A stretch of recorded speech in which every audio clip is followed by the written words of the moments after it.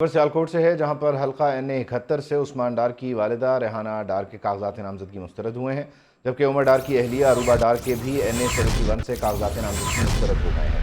دونوں ساس بہو نے این اے 71 سے خواجہ آصف کے مقابلے میں کاغذات جمع کروائے تھے۔ آر او کی جانب سے کاغذات میں سوشل سیکیورٹی کے واجبات کی عدم ادائیگی اور اثاثے ظاہر نہ کرنے پر انہیں مسترد کیا گیا ہے۔ سیالکوٹ کا حلقہ ہے این اے 71، جہاں پر سابق وزیر دفاع خواجہ آصف کے مد مقابل عثمان ڈار کی والدہ ریحانہ ڈار اور عمر ڈار کی اہلیہ عروبہ ڈار کے جو کاغذات ہیں وہ مسترد ہوئے ہیں۔ آر او کی جانب سے یہ کاغذات مسترد کیے گئے ہیں کیونکہ سوشل سیکیورٹی کے واجبات کی عدم ادائیگی ایک وجہ ہے، اور دوسری طرف اثاثے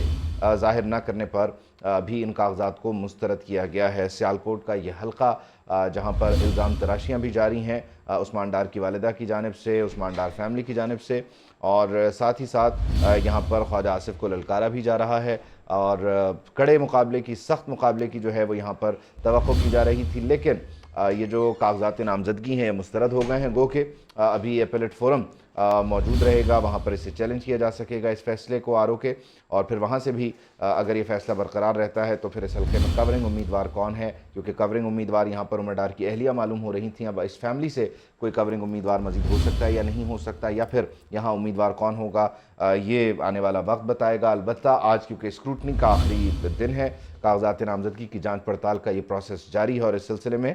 جو فیصلے محفوظ ہوئے تھے وہ بھی آج کے روز جاری کیے جا رہے ہیں، اور جو کاغذات نامزدگی جانچ پڑتال کے مرحلے سے گزرنا باقی رہ گئے تھے انہیں بھی آج دیکھا جا رہا ہے، ان کی اسکروٹنی ہو رہی ہے امیدواروں کی، اور آج کے روز اس تمام پروسیجر کو وائنڈ اپ کرنا ہے۔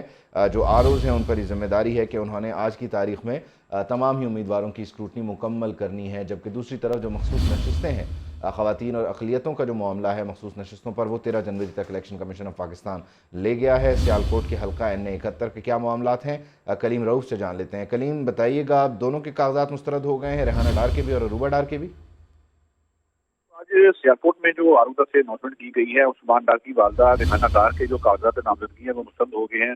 جبکہ عثمان ڈار کے بڑے بھائی جو عمر ڈار کے ہیں ان کی اہلیہ بھی عروبہ ڈار نے بھی ڈاکومنٹ جمع کرا رکھے تھے اپنے کاغذات نامزدگی، وہ بھی مسترد ہو گئے ہیں۔ دونوں ساس بہو نے این اے 71 میں سابق وفاقی وزیر خواجہ محمد آصف کے مقابلے میں کاغذات نامزدگی جمع کرائے ہوئے تھے،